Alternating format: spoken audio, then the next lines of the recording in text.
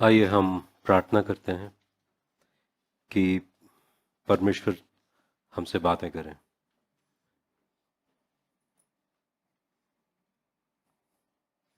आप अपने आप के लिए प्रार्थना कीजिए और बाकी लोगों के लिए भी प्रार्थना कीजिए कि परमेश्वर आज आप मुझसे और हमसे आपके वचन के जरिए बात कीजिए, हमें सिखाइए, चेतावनी दीजिए और सिखाइए प्रभु। ऐसे करके प्रार्थना कीजिए।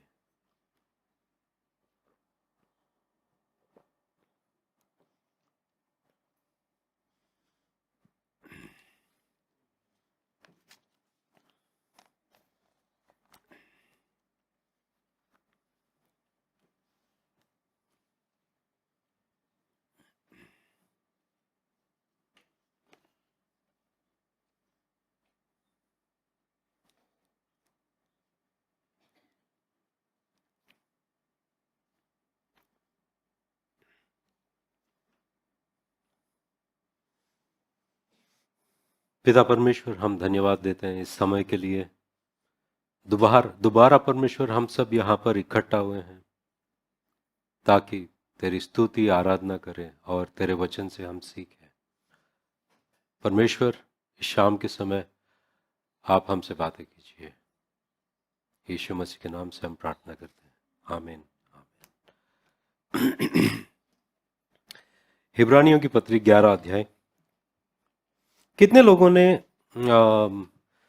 मेरा बाइबल के महान जीवन क्लासेस लिए हैं? कितने लोग लिए हैं? उन सब से मैंने कहा था कि मूसा के बारे में कुछ बातों को मैं बिना बताए छोड़ रहा हूं ताकि उसके ऊपर मैं प्रचार करूंगा। जब वो प्रचार करूंगा तुम्हारा क्लास पूरा होगा। तो अभी असाइनमेंट ध्यान में रखना और ये जो बातें बोल रहा हूं वो लिख लेना। क्यों हमें किसी की जिंदगी को, खास तौर पर बाइबल में जो जिंदगियों के बारे में लिखा है, उन सारे लोगों के बारे में जानना और पढ़ना क्यों जरूरी है? क्यों जरूरी है? पहली बात, क्यों जरूरी है पूछने से पहले क्या क्या आपको लगता है जरूरी है? क्यों? अब बोलो। अभी आपने बोला जरूरी है, अभी अभी जवाब दो कि क्यों? उनके साथ जो हुआ हमारे साथ ना हो। नहीं, उसका मतलब था कि उन्होंने जो गलत किए हैं, उनके साथ में जो परमेश्वर का जो दंड मिला है या कुछ हुआ है, उनका नतीजा जो हुआ है वो हम ना करें। राइट। और क्योंकि बाइबल के जब हम लोगों के बारे में देखते हैं और सीखते हैं, उनमें, अब बाइबल में इतने सारे लोग हैं जो परमेश्वर के साथ चले हैं, परमेश्वर के लिए महान काम किए हैं। कुछ अच्छे हैं, कुछ बुरे हैं। उन सारे लोगों को जब हम देखते हैं बाइबल में, और हमको इस 2023वीं साल में जो हम हैं, उनमें और हम में क्या समानता है? क्या समानताएं हैं?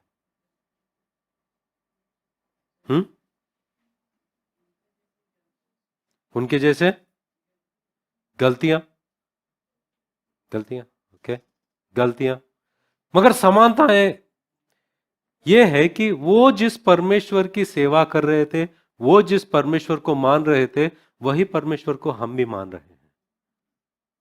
ऐसा है कि अगर हम समय का एक लकीर लेते हैं, पुराने नियम से जो जितने भी लोग हैं उन्होंने सेवा किया है, नए नियम में लोगों ने सेवा किया है, और आज हम यहां पर है, इन सारे लोगों को क्या जोड़ता है? वही परमेश्वर जोड़ता है। उसी परमेश्वर को हम मानते हैं, उसी परमेश्वर के साथ हम चलते हैं। जो परमेश्वर ने उनके जिंदगी में कार्य किया है, जिस तरह से वो उसने बर्ताव किया है, वो जिंदगी सीखना जरूरी है, ताकि हम देखेंगे कि अच्छा, परमेश्वर का स्वरूप ऐसा है, परमेश्वर इस तरह से है, तो मैं उस तरह से अपेक्षा कर सकता हूं परमेश्वर से, उस तरह से मैं दुआ कर सकता हूं, उस तरह से मैं मेरे चाल चलन को एक ढंग, एक एक एक एक तरीके में बदल सकता हूं जिस जिस तरह वचन कहता है। क्योंकि वो लोग, उनकी जिंदगी मेरे सामने एक एग्जाम्पल को क्या कहते हैं, उदाहरण। और हर चीज, पौलुस कहता है, हर चीज लिखी गई है ताकि हम उससे सीखें, ताकि हम उसे जाने। इसलिए जिंदगियों को पढ़ना जरूरी है, खास तौर पर बाइबल के जीवनों के बारे में सीखना जरूरी है। तो जैसे कि मूसा के बारे में बता रहा था मैं, कि इब्रानियों की पत्री 11 अध्याय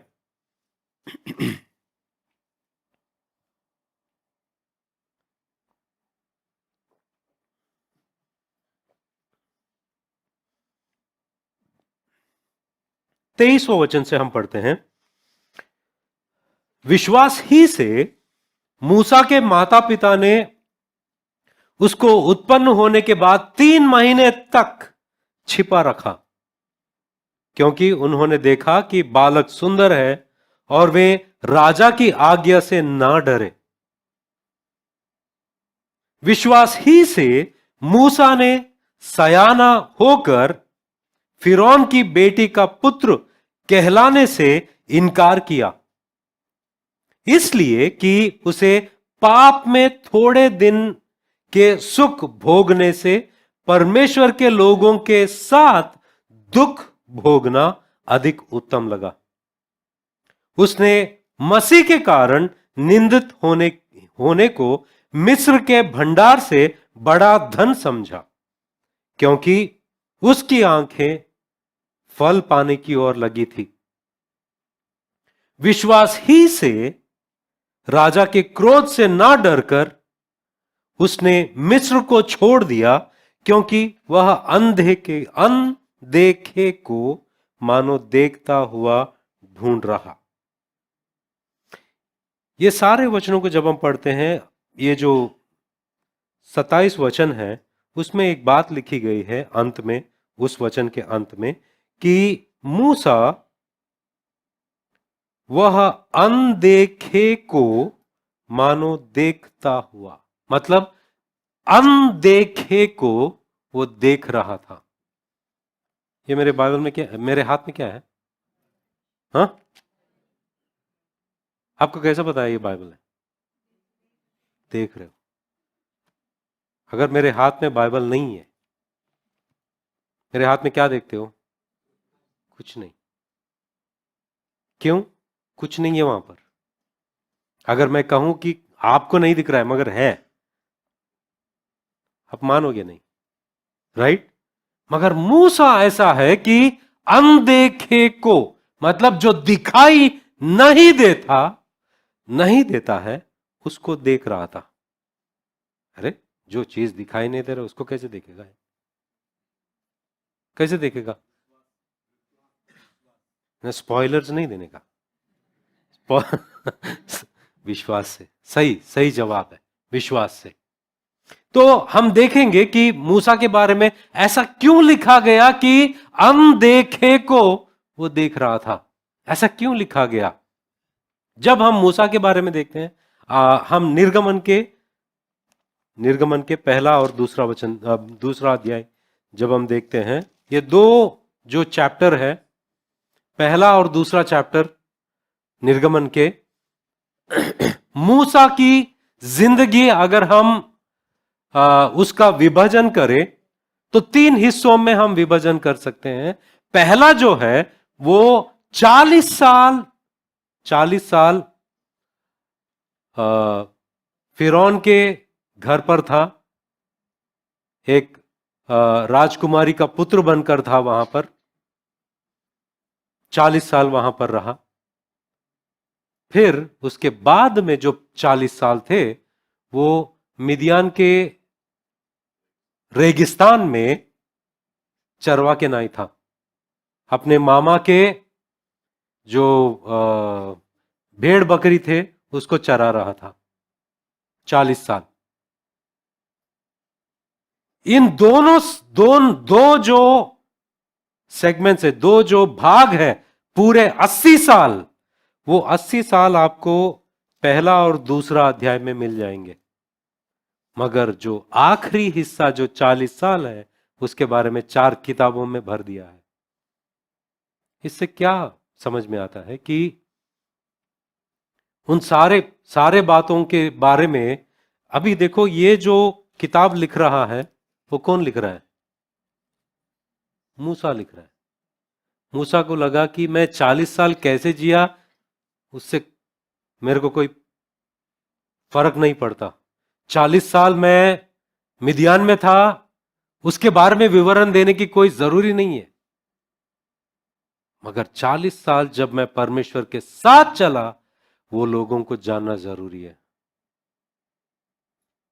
इसलिए आप मसीह के पहले जब कितने साल कैसे जिए, ये कहीं याद किया नहीं जाएगा।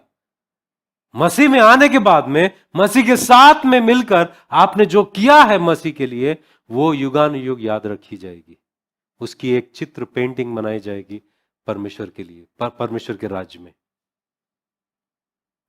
तो जब हम यहां पर देखते हैं पहला और दूसरा अध्याय में, मैं मदर्स डे के वक्त एक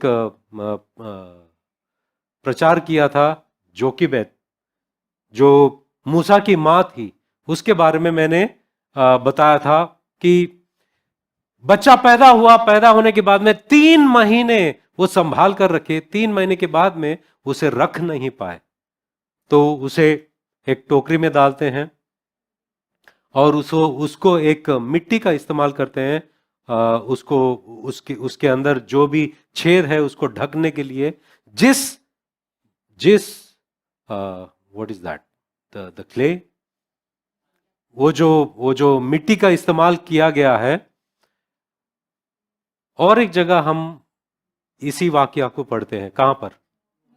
नूह के जमाने में नूह ने, वहां पर इस इन बातों से हमें यह पता चलता है कि मूसा की मां, मूसा मूसा जब उसकी मां उसको टोकरी में डाल रही थी, वो ये विश्वास कर रही थी कि जो परमेश्वर नूह को पानी में बचाया, वही परमेश्वर मेरे बच्चे को भी बचाएगा। और उसने जिस तरह से बनाया है, वो शायद यही उसके दिमाग में चल रहा होगा कि जो परमेश्वर ने उसे बचाया, वही परमेश्वर इसे भी बचाएगा। और उसे छोड़ दिया। लॉन्ग स्टोरी शॉर्ट, फैरो की बेटी वहां पर आती है और बच्चे की रोने की आवाज सुनती है और उसे ले लेते हैं। और बच्चे की जो बहन है वहीं पर खड़े रहकर देख रही थी सब कुछ क्या हो रहा है, और उसने तुरंत जाकर कहा कि क्या मैं किसी मां को बुला के लाऊं ताकि इसकी परवरिश कर सके? तो वो कहती है जाओ, मैं उसका जो भी रकम है, जो भी क्या कहते हैं उसे, वेजेस, मजदूरी है, वो मैं दूंगी। अब बात यह है कि मूसा को उसके ही मां के हवाले किया जाता है। अब मूसा कितने दिन वहां पर था, कितने साल था? कुछ लोग कहते हैं शायद 8-9 साल का हुआ या 18 साल का हुआ, ये हमें पता नहीं कितने साल है। मगर इतना वक्त तो माँ बाप को मिला कि हम कौन हैं, हम इस मिस्र में कैसे आए हैं, क्यों आए हैं, हम यहाँ के गुलाम कैसे बने हैं, और अब्राहम या इसहाक और याकूब कौन है, वाचाएं क्या है, वो सारी बातों को बताने का उनको मौका मिला। उन्होंने बताया और मूसा जानता था कि वो कौन है, मूसा जानता था वो कौन है। अब 40 साल हुए। 40 साल होने के बाद में जब उसके बारे में हम पढ़ते हैं निर्गमन की पुस्तक में,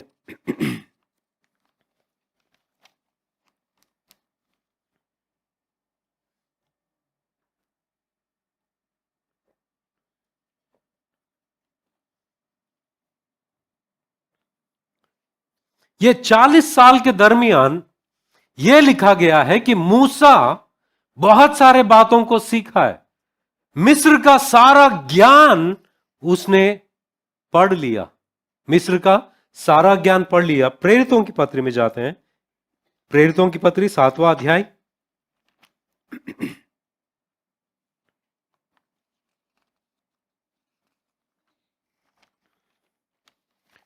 22वां वचन। यहां पर लिखा है कि मूसा को मिस्रियों की सारी विद्या पढ़ाई गई।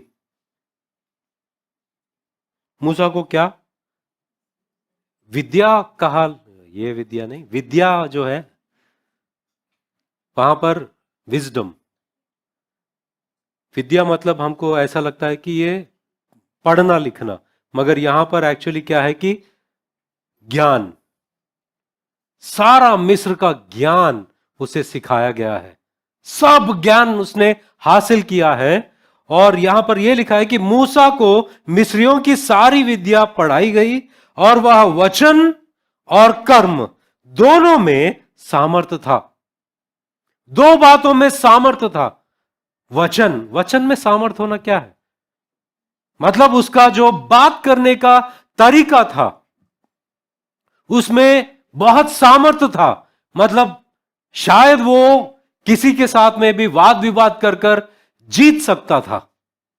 इसी को कहते हैं ना कि बातों में वचन और कर्म में सामर्थ्य। वचन में या बातचीत करने में वो माहिर था। उसको पता है किस तरह से बात करना है, किस तरह से शायद कोई समस्या को सुलझाना हो, हर बात वो जानता था। और दूसरी बात लिखा गया है कि वो कर्म मतलब कामों में भी वो शूरवीर था। यूसुफस जो एक इतिहासकार थे, वो ये कहते हैं कि उन्होंने इब्रानियों की मतलब यहूदियों की जो ट्रेडिशन, ट्रेडिशन को क्या कहते हैं, परंपरा में यह लिखा गया है कि मूसा काफी सारे जंग जीता है, काफी सारे लड़ाइयों को लड़ा और जीता भी। मूसा कौन है? मूसा एक लड़ाई करने वाला, क्योंकि अगर वो नहीं करता तो शायद यहां ये नहीं लिखा होता कि वचन और कर्म दोनों में सामर्थ्य था। उसके पास सब बात करने के लिए या वाद विवाद करने के लिए वो माहिर था। उसके पास सामर्थ्य था, वो जीत सकता है। और अक्ल, सबसे बढ़कर उसको ज्ञान और बुद्धि सब कुछ है। जब सुलेमान को परमेश्वर ने आशीषित किया और सुलेमान को ज्ञान दिया परमेश्वर ने, उसकी ज्ञान की तुलना मिस्रियों से की गई थी। मिस्र के ज्ञानियों से भी बढ़कर उसके पास ज्ञान था। मतलब इस बात से हमको पता चलता है कि ज्ञान की बात आती है उस जमाने में कौन से क्षेत्र इस बात में बढ़कर है। यहां पर जब हम देखते हैं कि जब मूसा सब कुछ हासिल किया और वो जानता है कि यहां पर जो मिस्र में लोग हैं, ये लोग मेरे लोग हैं और ये यहां पर गुलाम बनकर गुलामी में है, और अगर इन लोगों को कोई छुड़ाएगा वो कौन? मैं छुड़ाऊंगा इन लोगों को। और उसने सोचा कि प्रेरितों की पत्री 7वां अध्याय 25वां वचन जब हम पढ़ते हैं, वहां पर यह लिखा है कि उसने सोचा कि उसके भाई समझेंगे कि परमेश्वर उसके हाथों से उनका उद्धार करेगा, परंतु उन्होंने न समझा। मतलब वो समझाना चाहता था। समझाने के लिए क्या किया इसने? समझाने के लिए क्या किया? पहले एक मिस्र को मार दिया। उस दिन भाई साहब वर्कआउट करके आया था, उसने एक मुक्का मारा, वो मर गया। और इधर उधर देखा, उसको गाड़ दिया और सोचा कोई नहीं जानता है। और इससे सूचना दी कि देख रहा है, मेरा ताकत देखा तो एक मुक्के में इसको गिरा दिया है। ऐसे ऐसे परमेश्वर मुझको इस्तेमाल करेगा, क्योंकि मेरे पास ताकत है, मेरे पास सामर्थ्य है, मेरे पास ज्ञान है। इस तरह ये मैं तुमको इंडिकेशन दे रहा हूं, मैं ये काम करने वाला हूं, मेरे जरिए उद्धार मिलेगा तुमको। और मगर वो भाई समझे नहीं, समझे नहीं। अगला दिन आता है और देखता है दोनों इब्रानी के लोग लड़ रहे थे, और उनसे कहा कि क्यों लड़ रहे हो, क्यों ऐसा कर रहे हो। तो उनमें से एक कहता है कि कल तूने जैसे एक मिस्र को मारा वैसे हमको भी मारेगा क्या। अब मूसा को मूसा डर गया, मूसा डर गया और लगा कि ये बात फैल गई है, सबको मालूम है। और फिरौन को पता चल गया, और वो मूसा को मारने के लिए देख रहा था, और मूसा को वहां से भागना पड़ा, और भाग गया, भाग गया। और वहां से भागने के बाद में 40 साल वहां पर गया,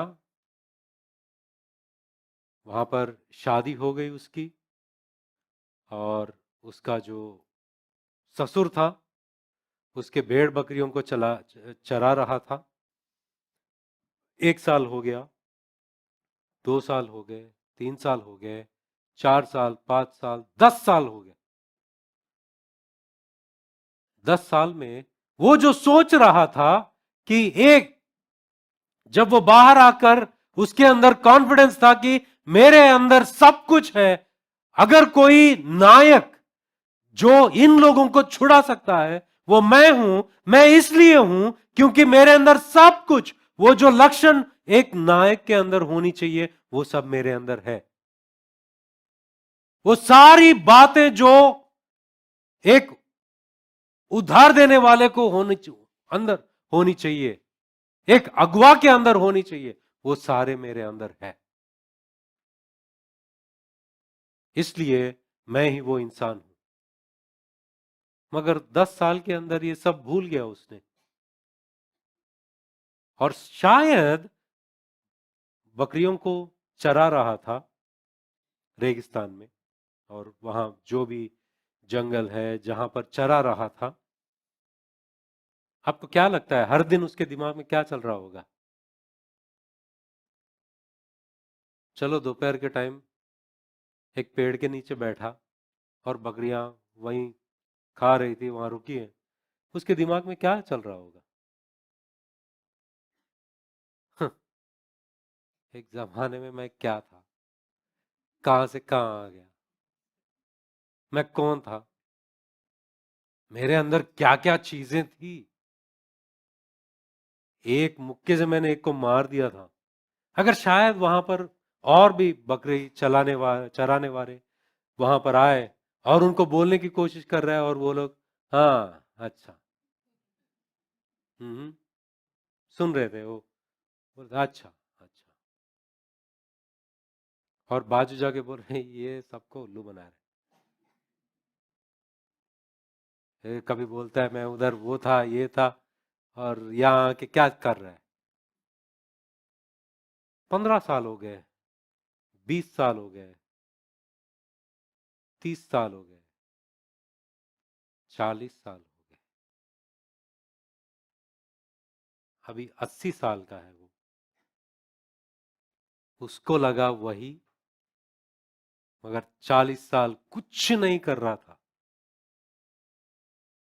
भेड़ बकरियों को चरा रहा था। वो कौन था, क्या सोचा था? 40 साल के बाद में एक दिन ऐसा होता है, निर्गमन के पुस्तक में हम जाते हैं,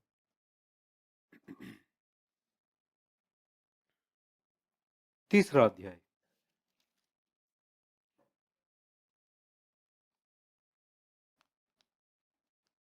तीसरा अध्याय में जब हम देखते हैं 9वां वचन से, इसलिए उसको एक झाड़ियों में आग दिखाई देता देता है। अरे आग तो देख रहा हूं, मगर ये जल क्यों नहीं जा रही है? और वो करीब जाने की कोशिश करता है, वहां पर परमेश्वर कहता है कि जिस जगह पर तू है वो पवित्र है।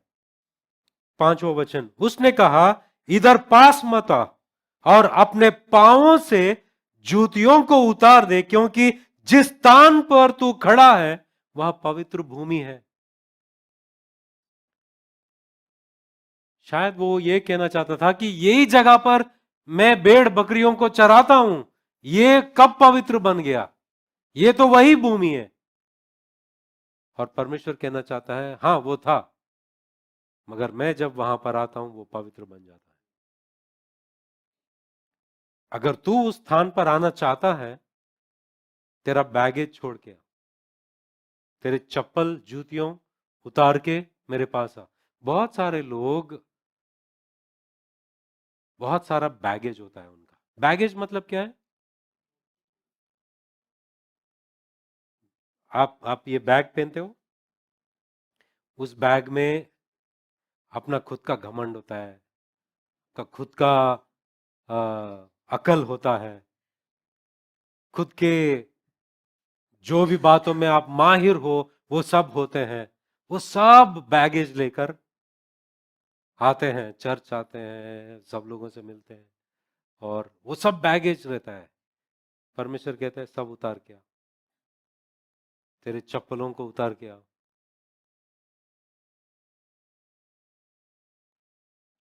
जब परमेश्वर बुलाता है वो आता है। और 10वां वचन में, 9वां वचन में, इसलिए आप सुन, इसराइलियों की चिल्लाहट मुझे सुनाई पड़ी है और मिस्रियों का उन पर अंधेर करना भी मुझे दिखाई पड़ा है। इसलिए आ, इसलिए क्या? हाँ, मैं तुझे फिरौन के पास भेजता हूं कि तू मेरी इस्राएली प्रजा को मिस्र से निकाल ले आ। अब मूसा के दिल में कितना गुस्सा आया होगा, राइट? मैं इधर सब छोड़ के आया, 5 साल, 10 साल, 20 साल, 30 साल, 40 साल हो गए, इतने साल यहां पर कुछ नहीं कर रहा था। जिस वक्त मुझे छुड़ाना था उस वक्त कहां थे आप? मूसा के अंदर एक तरह का वो गुस्सा निकला होगा, और वो बहाने बनाने लगा। क्या क्या क्या कहने लगा? जब परमेश्वर ने कहा आ मैं भेजता हूं, परंतु मूसा ने 11 वचन में परमेश्वर से कहा मैं कौन हूं? मैं कौन हूं? हुआ मैं कौन हूं? एक जमाने में मैं कोई तो था, एक जमाने में मैं कोई तो था, मगर मैं अब कौन हूं? क्योंकि एक जमाने में मेरे एक बात से बहुत कुछ हो सकता था। एक अगर बात कहूं उसमें दम था, और मैं बहुत माहिर था, मेरे बातों में मैं चतुर था, मेरे कामों में मैं बलवान था, सब कुछ था मेरे पास।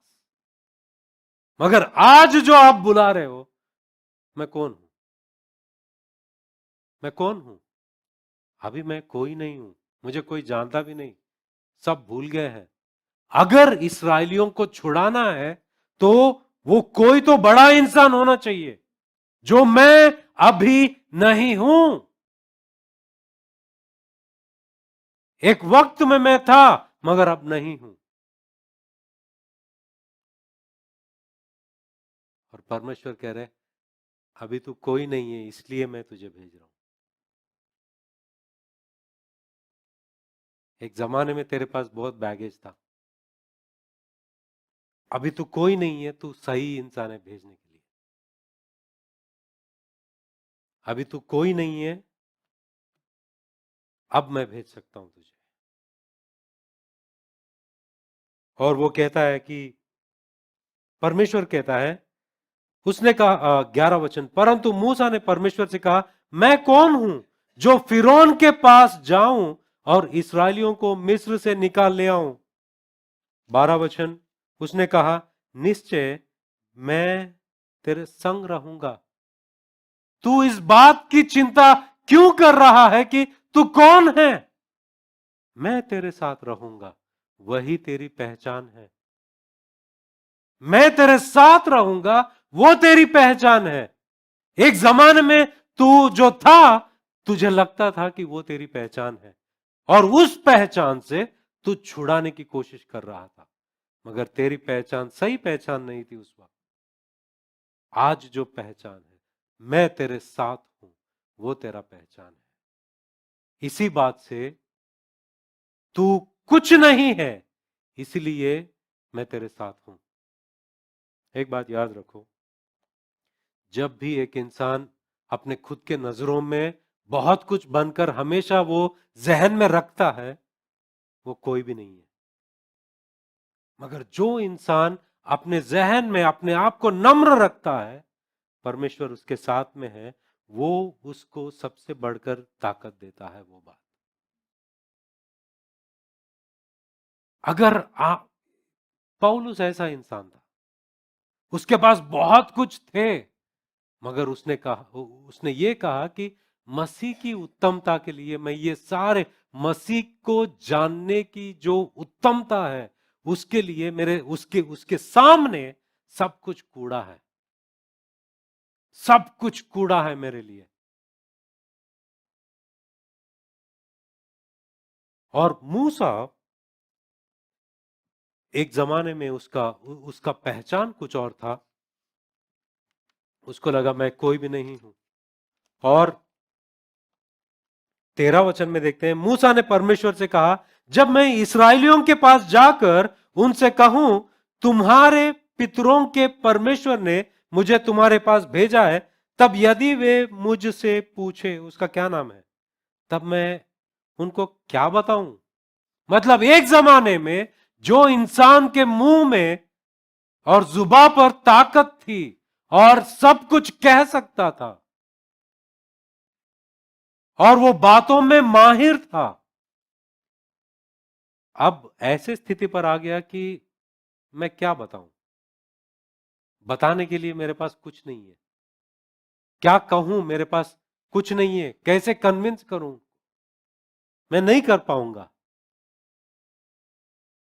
उसको लगा कि उसकी जुबान में अभी कोई दम नहीं है, ना पहचान है, ना जुबान में दम है। और चौथा अध्याय पहला वचन में हम देखते हैं, तब मूसा ने उत्तर दिया, वे मेरा विश्वास नहीं करेंगे और ना मेरी सुनेंगे, वरन कहेंगे यहोवा ने तुझको दर्शन नहीं दिया। वो कहते हैं कि वो क्यों मानेंगे मुझे? मतलब वो ये कह रहा है कि उनको यकीन नहीं दिला सकता मैं।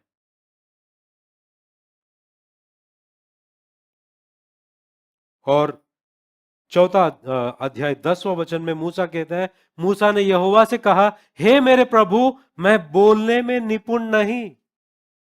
एक जमाना था मैं निपुण था, मगर अब मैं, मेरे अंदर से वो बात सब चली। मेरे अंदर अभी वो निपुणता नहीं है। एक जमाने में मैं था।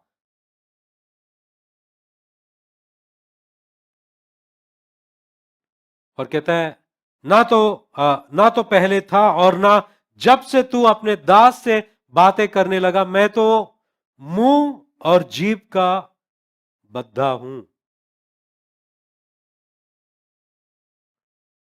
13 वचन देखो, उसने कहा, हे प्रभु, कृपया किसी और को तो भेज, किसी और को भेज, क्योंकि एक इंसान जो मिस्रियों को छुड़ाकर लेके आता है, यह जरूरी है। कितने लोग नौकरी करते हैं, कितने लोग कोई ना कोई काम करते हैं। हमको काम पर काम क्यों दिया जाता है? क्योंकि हमारे अंदर वो क्वालिफिकेशन है। शायद उसके लिए काम करना जानकारी होना जरूरी है, या तो पढ़ लिखना जरूरी है। बहुत सारे चीजों को देखते हैं, तब ये दिया जाता है कि हाँ, ये इंसान को ये काम करने के लिए रखा जा सकता है, राइट। ऐसा ही जॉब सिलेक्शन होता है। और मूसा को लगता है कि ये जॉब के लिए, ये जो काम है, मिस्रियों से इसराइलियों को छुड़ाकर बाहर लेके आना, उस इंसान के अंदर ये स्किल सेट होना जरूरी है। क्या स्किल होना? पहली बात, वो कोई महान व्यक्ति होना चाहिए, उसकी पहचान होनी चाहिए, और उसके बातों में दम होनी चाहिए, शूरवीर होना चाहिए, और लोगों को कन्विंस कर सके वो, और उसके अंदर कॉन्फिडेंस होना चाहिए। एक जमाने में मैं था, मगर अब मैं नहीं हूं, परमेश्वर किसी और को भेजो। मैं इस नौकरी के लिए या इस काम के लिए मैं सही इंसान नहीं हूं। मूसा क्या बोल रहा है पता है? मूसा ये कह रहा है कि मुझे आप उसी वक्त इस्तेमाल करना चाहिए था, मुझे आप उसी वक्त इस्तेमाल करना चाहिए था, आपने नहीं किया, अब मैं नहीं जाऊंगा। आपने उस वक्त जब मैं चाहता था तब आपने नहीं किया, अभी भी जा रहे हो, मैं जाऊंगा ही नहीं। तुम कुछ भी बोलो, मैं जाऊंगा ही नहीं। इंसान ऐसे होते हैं, मैं बहुत सारे इंसानों को देखा इस तरह से बर्ताव करते हैं। जब मैं चाहता था आपने इस्तेमाल नहीं किया, अभी आप बोलोगे तो भी मैं नहीं करूंगा। मूसा मूसा कुछ ऐसे ही बोल रहा था, मूसा ऐसे ही बोल रहा था। मगर परमेश्वर की योजना ये थी कि जब गिदोन गिदोन को परमेश्वर कहते हैं कि मैं तुझे इस्तेमाल करूंगा इसराइलियों को छुड़ाने के लिए, या परमेश्वर के लोगों को छुड़ाने के लिए मैं तुम्हारा इस्तेमाल करूंगा, और जोश में आकर गिदोन ने सबको आवाज दी, सारे कबीलों को बताया, तो सारे लोग वहां पर आ गए। कितने? 32,000, वाज इट 32,000? हाँ। तो उसमें से परमेश्वर कहते हैं कि ये बहुत ज्यादा है, इतने सारे लोग ज्यादा है, जो भी डर रहा है उनको घर जाने बोलो। हे, अगर किसी के अंदर डर है, घर जाओ। 22,000 लोग चले जाते हैं, सिर्फ 10,000 बचते हैं। परमेश्वर कहता है ये भी ज्यादा है, और ये देखता है वो मकड़ियों की तरह सबके ऊपर आ रहे हैं, हमारा सब कुछ लेके जा रहे हैं। उनसे लड़ने के लिए इतने सारे लोग थे, उसमें 22,000 चले गए, अभी 10,000 ही बचे हैं, और वो भी आपके लिए ज्यादा हो गए। अभी उसमें माइनस माइनस करते 300 लोगों के पास आए, और गिदोन कहते हैं ये 300 लोग क्या करेंगे? तब परमेश्वर कहते हैं कि मैं 300 इसलिए चुना क्योंकि तुम जानते हो 300 मुमकिन नहीं है, और मैं चाहता हूं कि तुम जानो 300 कुछ नहीं कर पाएंगे। जब तुम लोगों से मैं जीत हासिल करूंगा, तुम जानोगे कि यह यहोवा का कार्य है, हमारा नहीं। तब आप लोग सारी महिमा मुझे दोगे। अगर तुम इतने सारे लोगों को लेकर जीतोगे, कल जाकर तुम ये कहोगे कि हमारे खुद के ताकत से हमने जीत हासिल की, और तुम्हारे अंदर घमंड आएगा, तुम मेरे तरफ फिरोगे नहीं, खुद पर ही तुम्हारा कॉन्फिडेंस रहेगा। और यही बात इसराइलियों को परमेश्वर सिखाने की कोशिश कर रहे थे। निर्गमन के पुस्तक में परमेश्वर कहते हैं कि इतने साल, जो 40 साल मैं तुमको ये रेगिस्तान में घुमा रहा था, हर दिन मैं तुमको खाना दे रहा था, तुम्हारे कपड़ों को पुराने होने नहीं दिया, ना तो तुम्हारे चप्पल घिस गए थे, मैं आपको संभाल रहा था, ताकि आप लोगों को यह सिखाने के लिए कि इंसान रोटी से नहीं, परमेश्वर के मुंह से आने वाली हर एक बात से जीवित रहता है। तुम लोग मुझ पर निर्भर रहने से जीवित रहोगे। जब तुम जाओगे कनान के देश में और वहां पर अच्छा खाना खाओ, कहीं आप सोच ना लो कि हमारी खुद की ताकत से हमने ये सब हासिल किया। परमेश्वर यही बात सिखाने की कोशिश कर रहे हैं। एक बात याद रखो, जब जब जब दाऊद ने सेना की गिनती की, परमेश्वर का क्रोध उसके ऊपर उठा। क्यों? तुमको सेना को गिनने की क्या जरूरत थी? सेना को कौन गिनता है? सेना को जब आप गिनते हो, कितने घोड़े हैं, कितने रथ हैं, कितने कितने लड़ाई लड़ने के सैनिक हैं तुम्हारे पास, ये सब जो लिस्ट तुम्हारे पास आएगा, तुम्हारे अंदर घमंड आएगा और तुम ये कहने लगोगी कि मेरे पास इतनी बड़ी सेना है, इसलिए मैंने ये सारे जंग मैंने जीते हैं। इसलिए परमेश्वर दाऊद को दंड देते हैं, क्योंकि इस्राएल कभी भी उनके दल के बल पर कभी जीता नहीं। हर जंग परमेश्वर ने जिताया, हर जंग परमेश्वर ने जिताया है। और वो चाहता है कि इंसान उस पर निर्भर रहे, इंसान उस पर भरोसा करे पूरी तरीके से।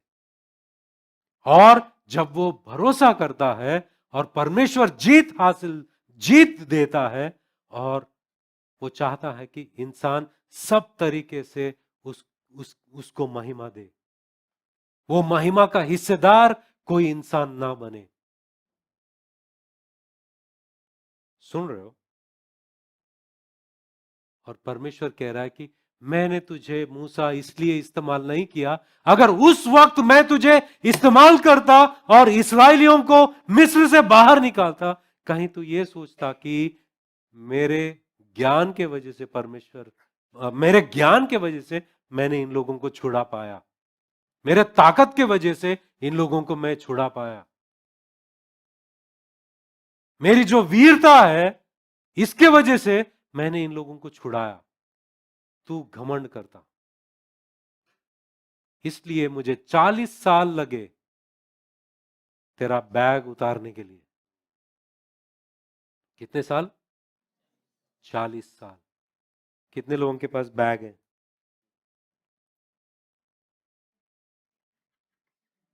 स्कूल बैग नहीं, वो स्लिंग बैग नहीं, मैं बोल रहा हूं खुद का बैग जो होता है, बैग।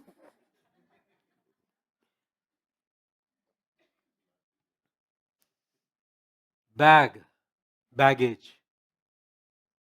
खुद की अकल, खुद का घमंड, खुद की जो जो भी हो, स्किल सेट हो, आप जो भी चीज में या बातों में हुनरवान हो, क्या वो सब लेके घूमते हो? परमेश्वर के पास जब आते हो, वो चाहता है कि भले ही आपके पास ये सब हो, वो देखना चाहता है कि आप संपूर्ण रीति से उस पर निर्भर हो, संपूर्ण रीति से आप उसके सामने गिर पड़े हो और उससे याचना कर रहे हो। और परमेश्वर चाहता है कि तुम्हारे अंदर ऐसी नम्रता हो। इसलिए परमेश्वर जब ये मूसा के बातों को सुन रहा था, मूसा पर क्रोधित हुआ, परमेश्वर को गुस्सा आया। 4 अध्याय 14 वचन में वहां लिखा है कि तब यहोवा का कोप मूसा पर भड़का। यहोवा का गुस्सा उस पर आया। जब पहले वक्त वहां से लेके जाता है, 5वां अध्याय में हम देखते हैं, तब भी मूसा के अंदर बदलाहट नहीं आई, क्योंकि ये पूरा वक्त जो है, ये जो 80 साल मूसा सिर्फ अपने आप को देख रहा था। और परमेश्वर चाहता था कि तू अपने आप को नहीं, अनदेखे परमेश्वर को देख, अनदेखे परमेश्वर को देख, अनदेखे मुझको देख, ये परमेश्वर सिखाना चाहता है। और 80 साल लग गए इसमें। पहली बार जब मूसा जाता है, फिरौन से बात करता है, बात करने के बाद में फिरौन कहता है कि कौन है तू, हम नहीं जानते, ये जो गुलाम है इनका काम डबल करो, हमको जो ईंट चाहिए उसकी गिनती बढ़ाओ, और इनको जो घास देते हैं वो देना भी मत, ये खुद ही ला लेंगे। जब मूसा परमेश्वर के पास जाता है, 5वां अध्याय 22वां वचन में जब हम पढ़ते हैं, वहां ये कहता है कि तब मूसा ने यहोवा के पास लौटकर कहा, हे प्रभु, तूने इस प्रजा के साथ ऐसी बुराई क्यों की, और तूने मुझे यहां क्यों भेजा।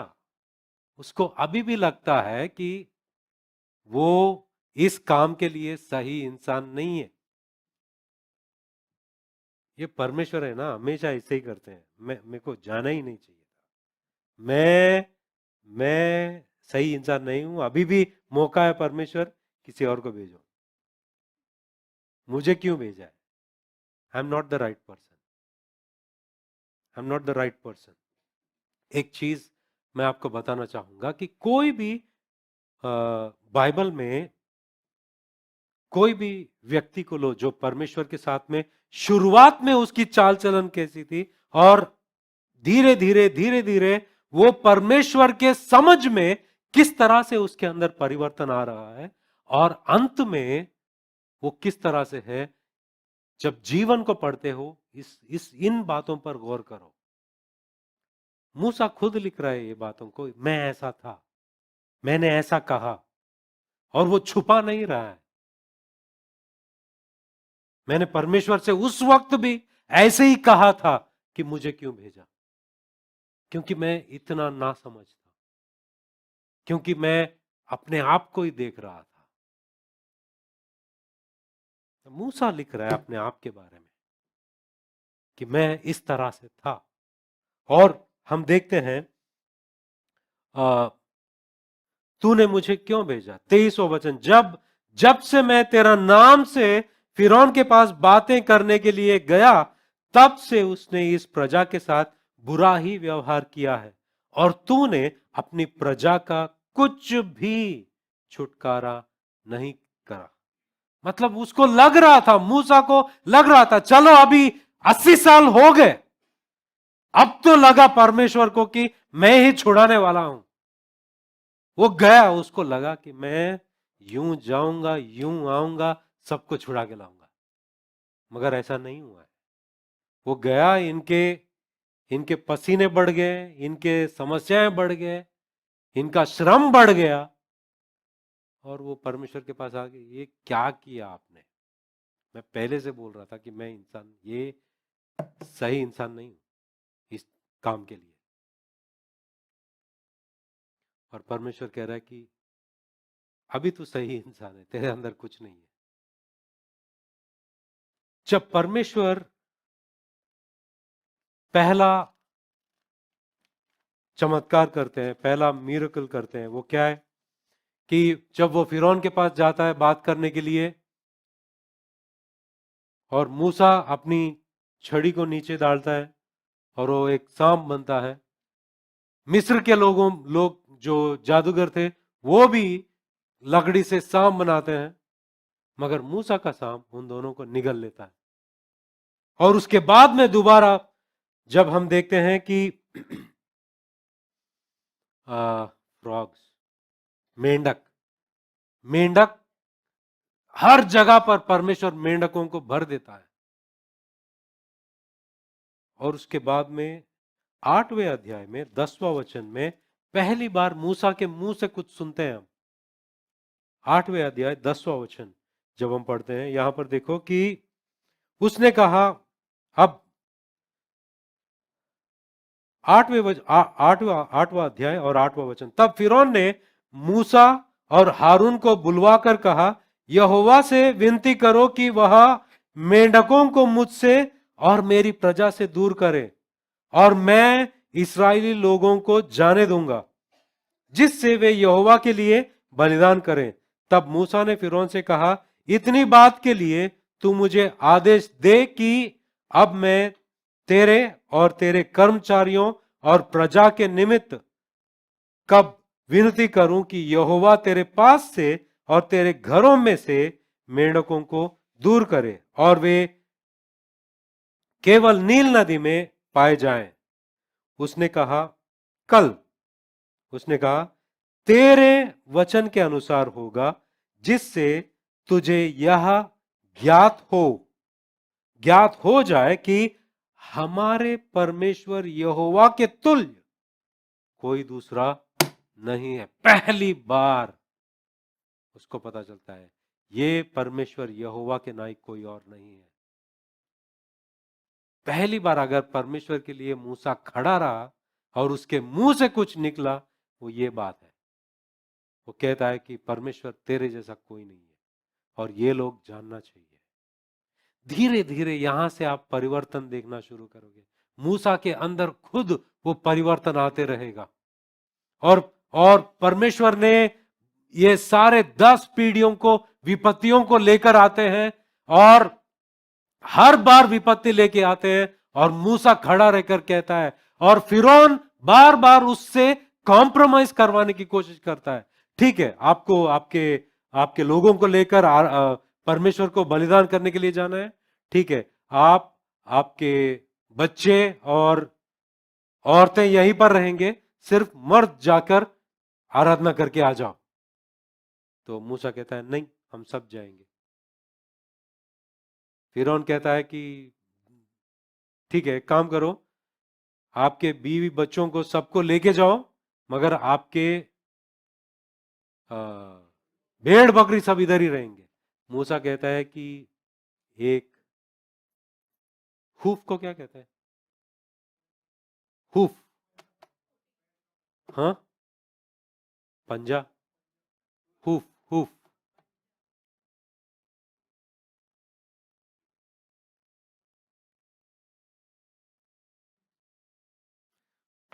अरे बैल बकरी को जो पैर जो होते हैं, हुर, कुर, वो भी यहां पर नहीं रहेगा, सब जाएंगे। जब परमेश्वर अपने हाथ को दिखाते हैं और बाहर लेके जाते हैं और दिन में वो बादल और रात में आग बनकर उनके साथ चलते हैं और उनको छुड़ा कर लेके आते हैं। जब वो सामने सामने समंदर, पीछे फिरौन की सेना आती है और लोग चिल्लाते रहते हैं कि क्या वहां पर कब्रें नहीं थी, आपने यहां पर लेकर आकर हम लोगों को मार डाल रहे हो। उस वक्त मूसा कहता है, मूसा 14 अध्याय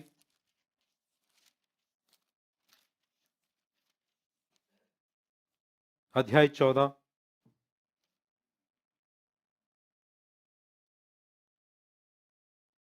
13 और 14 पढ़ते हैं। यहां पर लिखा है कि मूसा ने लोगों से कहा, डरो मत, डरो मत, खड़े का खड़े वह उद्धार का काम देखो जो यहोवा आज तुम्हारे लिए करेंगे।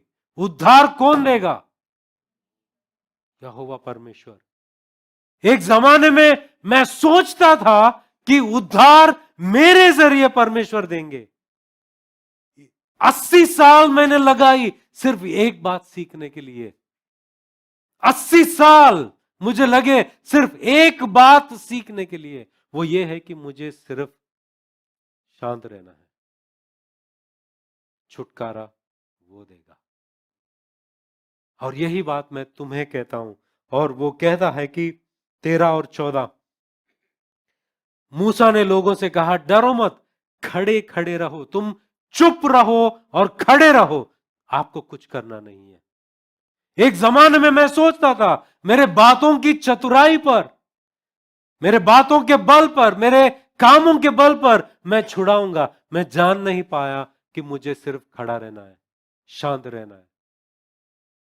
एक वक्त था मुझे लगता था कि मैं छुड़ाऊंगा, मगर मुझे 80 साल लग गए इस बात को सीखने के लिए। यही बात मैं तुमको भी सिखा रहा हूं। खड़े खड़े वह उद्धार का काम देखो जो यहोवा आज तुम्हारे लिए करेगा, क्योंकि जिन मिस्रियों को तुम आज देखते हो उनको फिर कभी ना देखोगे। यहोवा आप ही तुम्हारे लिए लड़ेगा, मूसा नहीं लड़ेगा। मूसा कुछ नहीं करेगा, परमेश्वर करेगा। यहोवा आप ही तुम्हारे लिए लड़ेगा, इसलिए तुम चुपचाप रहो। मूसा 80 साल में एक बात सीखा, सबसे अहम बात, मुझे चुपचाप रहना है। क्या रहना है? चुपचाप, और परमेश्वर पर भरोसा करना है। आपको पता है बाइबल में हर चीज, इवन हमारा उद्धार, इसी पर निर्भर है कि हम हमारे कामों से कभी अनंत काल का जीवन, गुनाहों से माफी कभी नहीं पा सकते। हम हासिल नहीं कर सकते हमारे कामों से। हमें चुपचाप रहना है, और जो गुनेगारों को रास्तबाज ठहराता है, धर्मी ठहराता है, उस पर विश्वास करना है। क्या रोमियो की पत्री ये नहीं कहती है? हमारा उद्धार विश्वास से होता है, हमारा छुटकारा विश्वास से होता है। और यही बात बार बार मूसा को परमेश्वर सिखा रहे थे, और उसको 80 साल लग गए सीखने के लिए।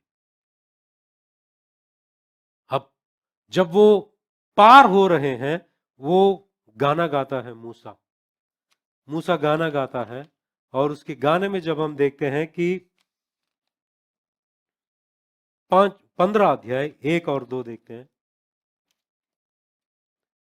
तब मूसा और इस्राएलियों ने यहोवा के लिए यह गीत गाया।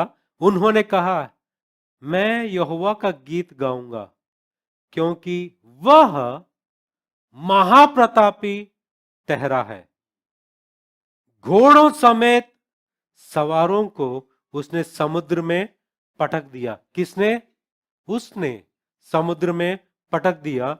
यहोवा मेरा क्या है? बल। यहोवा मेरा बल और भजन का विषय है, और वही मेरा उद्धार भी ठहरा है। मैं उद्धार देने वाला नहीं हूं, यहोवा मेरा उद्धार देने वाला है। यहोवा हमारा उद्धार करता है। मेरा परमेश्वर वही है, मैं उसी की स्तुति करूंगा।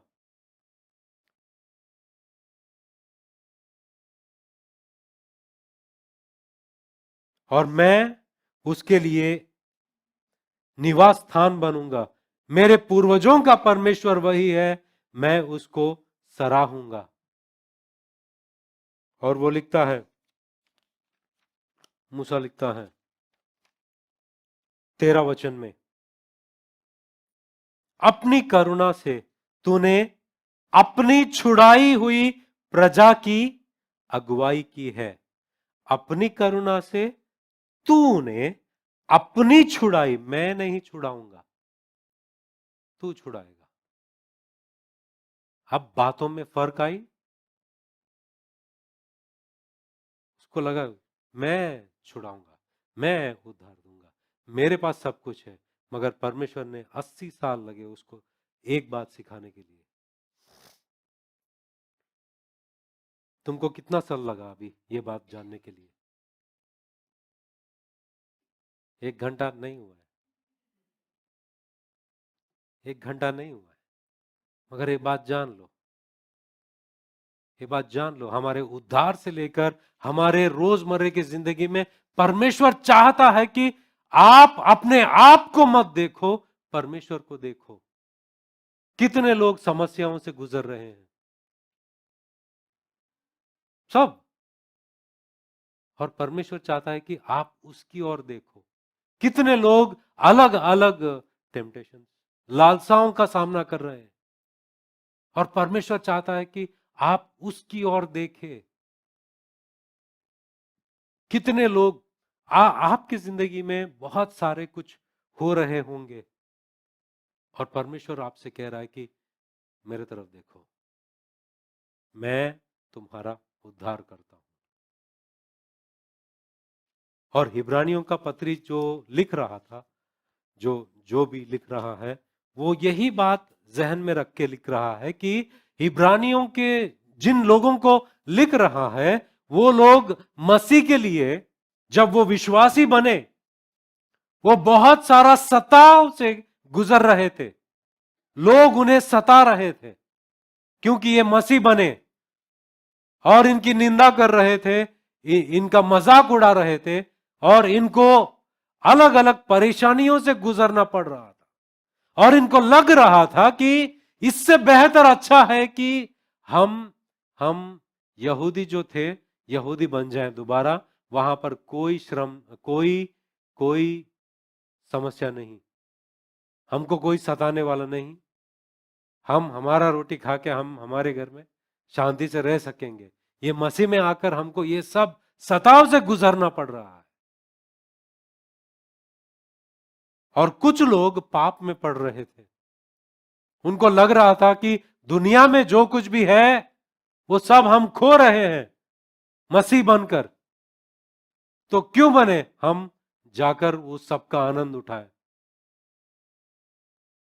कुछ लोगों को लग रहा है कि क्या ये कोई लाभदायक है, मसीहों के साथ में मिलकर हमको सताया जा रहा है, इसमें कोई बात है, आगे जाकर कुछ होने वाला है, क्यों करें हम ये सब।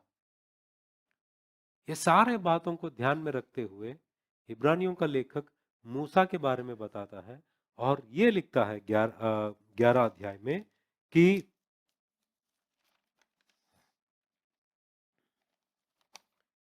24 से पढ़ते हैं। विश्वास ही से मूसा ने सयाना होकर फिरौन की बेटी का पुत्र कहलाने से इनकार किया। मूसा ने अपनी पहचान को छोड़ दिया। अगर मैं फिरौन के घराने में रहता, मेरी पहचान बड़ी होगी, मगर इसने विश्वास से उस पहचान को ठुकरा दिया। और मेरी पहचान ये है कि परमेश्वर मेरे साथ है।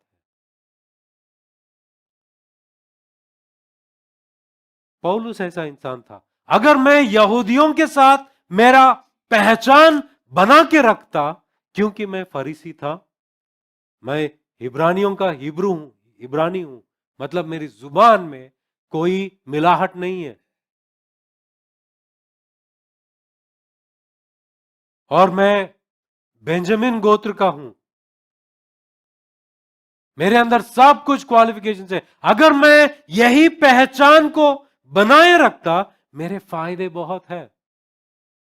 और मूसा भी ऐसा कर सकता था। अगर मैं मेरा पहचान फिरौन के घराने में रख देता, मेरे पास बहुत कुछ हासिल करने के लिए है। वैसे ही हम सबको लगता है कि अगर हमारा पहचान इस दुनिया में बना के रखते, बहुत कुछ हासिल कर सकते हैं, हम बहुत कुछ आनंद उठा सकते हैं, बहुत कुछ चीजों का अनुभव कर सकते हैं। मगर परमेश्वर चाहता है कि हमारी पहचान उसके साथ में बने, क्योंकि जो चीज दिखाई दे रहा है वो अंत हो जाएगा, वो नाश की ओर लेके जाएगा।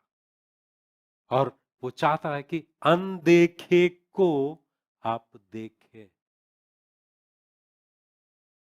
तो लेखक ये कहता है कि विश्वास ही से मूसा ने सयाना होकर फिरौन की बेटी का पुत्र कहलाने से इनकार कर दिया। उसने इनकार किया। सब बोलो मेरे साथ, इनकार किया। हमको क्या इनकार करना है? दुनिया, दुनिया, दुनिया और दुनिया के साथ हमारा पहचान, उसको इनकार करना है। दुनिया तो देखने में दिखाई देता है, सब लालसाएं दिखाई देती है, मगर परमेश्वर दिखाई नहीं देता है। मगर परमेश्वर चाहता है कि जिस तरह से मूसा ने अनदेखे को देख रहा था, आप उसको देखो, उसको देखते हुए इसका इनकार करो, इसका इनकार करो। 25, इसलिए कि उसे पाप में थोड़े दिन के सुख भोगने से परमेश्वर के लोगों के साथ दुख भोगना अधिक उत्तम लगा। तुम्हारे लिए क्या उत्तम है? उत्तम लगा मतलब तराजू है, तराजू, तराजू में जब भी हम खरीदने जाते हैं, वो तराजू में एक तरफ वजन रखता है और एक तरफ सब्जी वगैरह जो भी रखता है और देता है। मूसा ने वो तराजू में रखा कि एक तरफ ये जो मिस्र के सारे पाप एक तरफ और परमेश्वर के लोगों के साथ में दुख, मगर इसमें ज्यादा वजन है, ये अति उत्तम है, ये सबसे बढ़कर है, तो उसने इसको चुना। इसलिए कि उसे पाप में थोड़े दिन के सुख भोगने से परमेश्वर के लोगों के साथ दुख भोगना अधिक उत्तम लगा। तुम्हारे लिए उत्तम क्या है?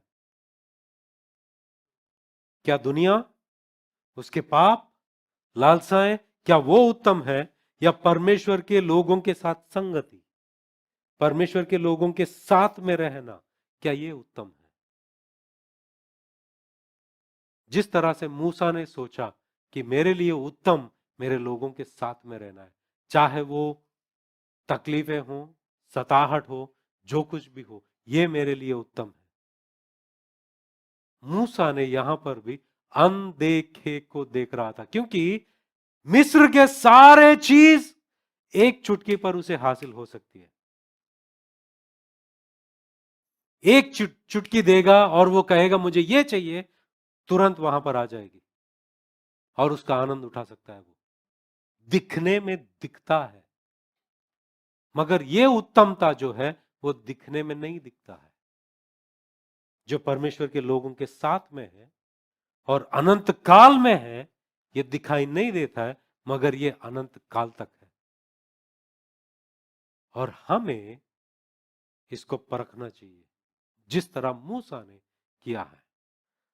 और यहां पर लिखा है 26, उसने मसीह के कारण निंदित होने को मिस्र के भंडार से बड़ा धन समझा, क्योंकि उसकी आंखें फल पाने की ओर लगी थी। एक तरफ मिस्र का भंडार है, बहुत पैसा है, मगर वो परमेश्वर की ओर देख रहा था जो अनंत काल का है। ये तो कभी ना कभी खत्म हो जाएगा, मगर वो कभी खत्म नहीं होगा, कभी खत्म नहीं होगा। और विश्वास ही से राजा के क्रोध से ना डरकर उसने मिस्र को छोड़ दिया, क्योंकि वह अनदेखे को मानो देखता हुआ ढूंढ रहा। वो अनदेखे को देख रहा है, देख रहा है। और परमेश्वर चाहता है कि हम हमेशा उसको सामने रखें। एक वक्त आता है, उस वक्त सब कंप्लेन, हारून और मिरियम दोनों कंप्लेन करते हैं, क्या परमेश्वर ने मूसा से ही बात किया, हमसे बात नहीं किया? तो परमेश्वर कहता है, उन उन तीनों लोगों को बुलाता है और कहता है खड़े रहो। और परमेश्वर कहता है कि अगर कोई भविष्यवक्ता तुम्हारे बीच में है, उसके जरिए मैं अपने आप को प्रकट करूंगा। और मूसा बहुत ही नम्र है, वो मुझे देखता है, वो मुझे देखता है। परमेश्वर गवाही देता है मूसा के बारे में कि वो मुझे देखता है। इसलिए परमेश्वर को लगा कि इसकी जो ख्वाहिश है ये पूरी करनी लायक है। और परमेश्वर अपने पीछे के हिस्से को दिखाते हैं मूसा को। मैंने ये यूथ सेशन में पूछा था, राइट? मूसा ने सामने का हिस्सा कब देखा? मूसा ने सामने का हिस्सा कब देखा? उसी पर्वत पर, उसी पर्वत पर यीशु मसीह जब what we call pastor, transfiguration, transfiguration को क्या कहते हैं? रूपांतर होते हैं। उस महिमा में सामने का हिस्सा मूसा देखता है, वही पर्वत पर। अनदेखे परमेश्वर को देखता हुआ चल। तो इब्रानियों का लेखक कहता है 12 अध्याय में पहला और दूसरा वचन, इस कारण जबकि गवाहों का ऐसा बड़ा बादल हमको घेरे हुए हैं, तो आओ हर एक रोकने वाली वस्तु और उलझाने वाले पाप को दूर करके वह दौड़ जिसमें हमें दौड़ना है, धीरज से दौड़े और विश्वास के कर्ता और सिद्ध करने वाले यीशु की ओर ताकते रहे, यीशु की ओर देखते रहे। यही बात मूसा के बारे में कहा गया, अनदेखे को देखना। और इब्रानियों का लेखक कहता है कि यीशु यीशु की ओर ताकते रहे, जिसने उस आनंद के लिए जो उसके आगे धरा था, लज्जा की कुछ चिंता ना करके क्रूस का दुख सहा और परमेश्वर के सिंहासन की दाहिने ओर जा बैठा। और इब्रानियों का लेखक कहता है उसे देखते, उसे ताकते हुए आप हर वो चीज, यहां पर लिखा है कि रोकने वाली वस्तु, परमेश्वर में आगे बढ़ने के लिए तुम्हें क्या बातें रोक रही है, उस वस्तु को, और उलझाने वाली पाप को दूर करके, कौन करेगा ये दूर करना? हम पवित्र आत्मा के बल से इसको दूर करेंगे। और किसकी ओर देखते रहेंगे? यीशु मसीह की ओर देखते रहेंगे और देखते हुए इस दौड़ में भागते रहेंगे। अनदेखे को देखना, अनदेखे को देखना। तुम्हारे समस्याएं हैं, परमेश्वर की ओर देखते रहो और आगे बढ़ते रहो। और परमेश्वर यही कहता है कि जिस तरह से तू संपूर्ण रीति से मुझ पर निर्भर होता है, तू मेरा उद्धार देखेगा। जिस तरह से तू मेरे ऊपर संपूर्ण रीति से निर्भर रहेगा, इसी को कहते हैं विश्वास से देखना। इसी को कहते हैं विश्वास से हम देखते हैं, उसकी ओर देखते हैं, उसको हमारे ध्यान में। एक ट्रांसलेटर ऐसा इस बात के बारे में लिखता है कि मूसा ने परमेश्वर को अपने जहन से कभी हटाया नहीं। इसी को कहते हैं उसको ताकते रहना। हमारी जहन से मसीह कभी ना हटे। नजर हटी, दुर्घटना घटी। राइट? पतरस के साथ ऐसा ही हुआ था ना, नजर हटा और डूब गया। और परमेश्वर चाहता है कि हमारा जहन हमेशा यीशु मसीह रहे हमारे जहन में, हम उसे देखते हुए हर परिस्थिति से चलते रहे और उस पर निर्भर होते हुए आगे बढ़े। अनदेखे परमेश्वर को देखना। समस्या है, तकलीफ है, क्लेश है, जिंदगी में प्रॉब्लम्स है, उसका सॉल्यूशन एक ही है, परमेश्वर। और परमेश्वर चाहता है कि आप उसे देखो, उसे ताकते हुए आगे बढ़ो, अनदेखे को देखते रहो। प्रार्थना करते हैं।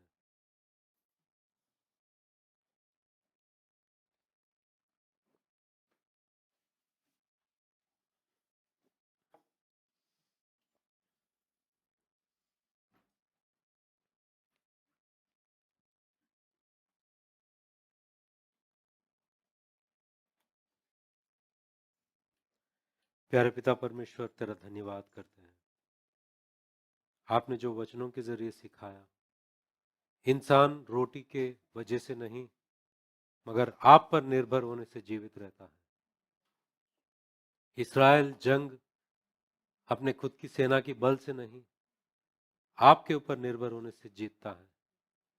हमारा उद्धार हमारे कामों पर निर्भर होने से नहीं, आप पर भरोसा करने से हमें उद्धार मिलती है। हमारी जिंदगी में हर चीज से परमेश्वर हमारा छुटकारा आप पर विश्वास करने से और आपकी ओर देखते आगे बढ़ने से होती है। धन्यवाद परमेश्वर, इन बातों को सिखाने के लिए धन्यवाद। यीशु मसीह के नाम से हम प्रार्थना करते हैं, आमीन।